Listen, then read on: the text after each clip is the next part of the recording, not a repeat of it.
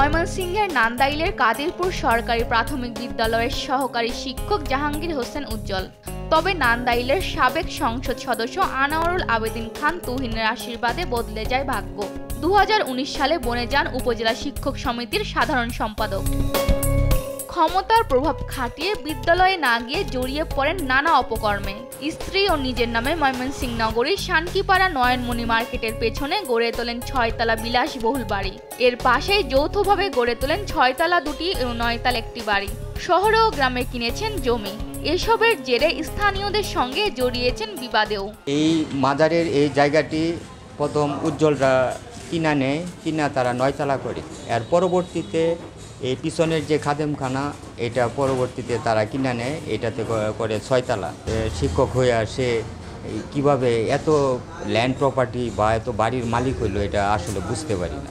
আর কেনই বা তার এখানে মাজারে এসে আমাদের ডিস্টার্ব করা, যে উনি জায়গা কি আর সে চোখে দেখে নাই, আমাদের মাজারের জায়গা কেন কিনলো, এটা তো তাদের রাইট না। এটা সামান্য শিক্ষক হয়ে আসে এত আওয়ামী লীগের সরকারের আমলে এত টাকা কীভাবে পায়? একজন শিক্ষকের দ্বারা তো এত কিছু করা সম্ভব না। আমাদের সব জোর করে সেই করতে কেন এই এত টাকা পাঁচ লক্ষ আওয়ামী লীগ সরকার থাকতে এই তৈরি হয়ে গেছে। আমরা মাজার যে আমরা খেলি মাজার আমরা পাগল লোক, আমরা মাজার কেমন উন্নতি হইব, বাজার কেমন বড় হইবে, আমাদের রাস্তা আমরা একটা পাগল লোক আসতে পারে না, এটা আমরা বিচার চাই।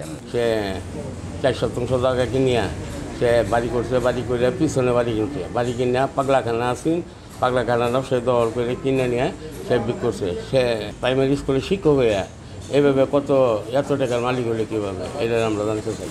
সে একজন প্রাইমারি টিচার হয়ে এত টাকার উৎস কোথায়, সোর্স কোথায়, এটা আমরা জানতে চাই। এটা হচ্ছে সরকারের আমলে এমপি সাহেবের কাছের লোক হয়ে সে গাড়ি বাড়ি সম্পদ, গ্রামের সম্পদ, অজস্র সম্পদের মালিক হয়েছে। আমরা ওনার দৃষ্টান্তমূলক শাস্তি দাবি করি। এরকম না যে সে একজন একজন জমিদার ফ্যামিলি থেকে আর্ন করেছেন, কিন্তু না, মধ্যবিত্ত থেকেও আরও নিচু থেকে আর্ন করেছেন উনি। এখান থেকে কেউ এই রাতারাতি 4-5টা বাড়ির মালিক হইতে পারে কিনা আমার সন্দেহ আছে। এসব নিয়ে তার অবস্থান জানতে চাইলে ক্যামেরায় বক্তব্য দিতে রাজি হননি অভিযুক্ত শিক্ষক উজ্জ্বল। পরে গোপন ক্যামেরায় ধারণ করা হয় তার কথা। আমার পার্সোনাল কর্ম ওর পার্সোনাল কর্ম এগুলো তো হয়েছে আর বাপের 30 টাকা জমি দিচ্ছি, আব্বা 7 লাখ টাকা দিলেন, স্পষ্ট মনে আছে।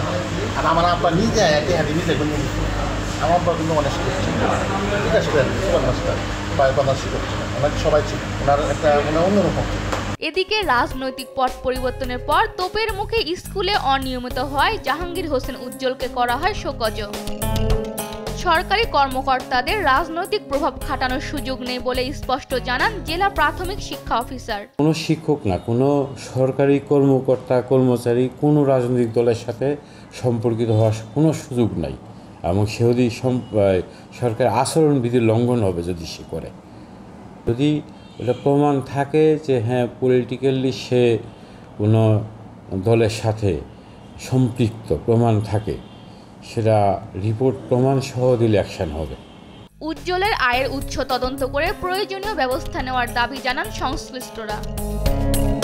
নিউজ ডেস্ক, দেশ টিভি।